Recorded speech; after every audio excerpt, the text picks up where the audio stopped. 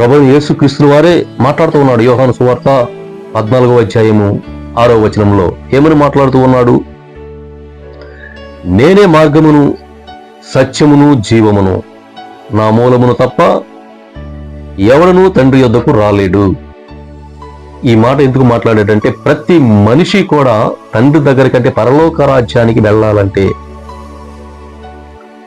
నా ద్వారానే వెళ్ళాలి. అంటే యేసుక్రీస్తు అయిన నా ద్వారానే మీరు పరలోక రాజ్యానికి వెళ్ళగలరు. ముందు పరలోక రాజ్యానికి వెళ్ళాలంటే ముందుగా మీరు నా దగ్గరికి రావాలి.